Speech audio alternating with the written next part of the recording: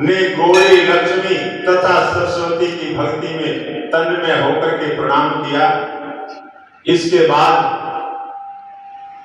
भगत हैं प्रिय जिनको ऐसे तीनों देवियों ने देवताओं को प्रणाम करते हुए उनको बीज दिए और कहने और सिद्धों के समूह आनंदित होकर के बीजों को लेकर के आए और वहां पर बो दिए जहां पर वृंदा की चिता भूमि में दुखी विष्णु भगवान विराजमान थे। तो नारद कहते हैं कि राजन, यह हमने सत्य वाक्य का महत्व में कहा है। इसको जो भी कोई पढ़े या सुनेगा वह स्वर्गलोक को प्राप्त होगा, और जो एकाग्रचित मन से सुनेगा उसको विघ्न कभी नहीं होंगे। और जो पुत्रहीन नर नारी हैं उसको सुनेंगे या पढ़ेंगे उनको भी पुत्र प्राप्त होगा, क्योंकि कर्मण्येवाधिकारस्ते मा फलेषु कदाचन।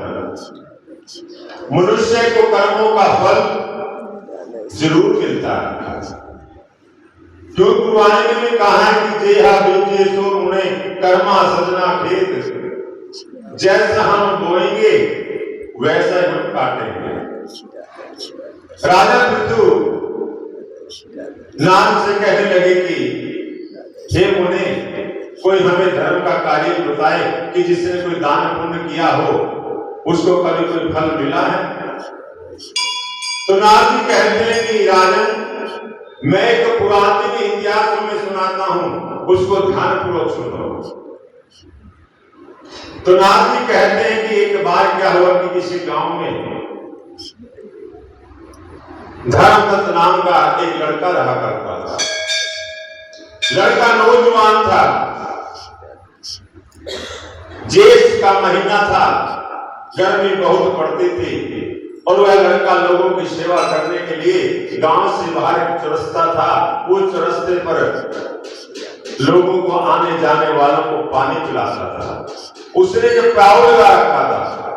प्याऊ कहते हैं कि यहाँ पर मटके इकट्ठे करके उनमें पानी भर दिया जाता है और आने जाने वाले लोगों को पिलाया जाता है, उसको प्याऊ कहते हैं। वह लड़का हर रोज ऐसे काम किया करता था, जो भी वहां से आते जाते सबको जल पिलाता था और लोग उसको आशीर्वाद देकर के चले जाते। एक बार क्या हुआ कि संयोगवश उसी गांव में 4 मित्र आए और वहां पर आकर के जेठ का महीना था, प्यासे पूरे जल पिया। जल पी करके बड़े आनंदित हुए और चले गए। अब उनका कई दिनों से हर रोज का आना जाना पड़ गया। हर रोज आते, जल पीते, चले जाते।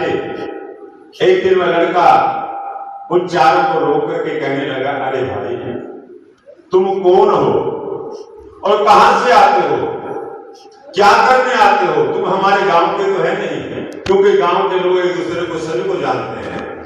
शहर में तो पड़ोसी को नहीं जानता, लेकिन गांव के जो लोग होते हैं वो दूर दूर तक एक दूसरे को जानते हैं और उनके साथ भाईचारा भी बना करके रखते हैं।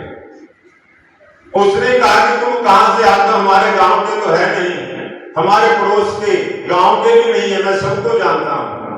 आप कौन हैं, कहां से आते हैं और क्या करके जाते हैं? अब चारों कहने लगे कि अरे छोड़,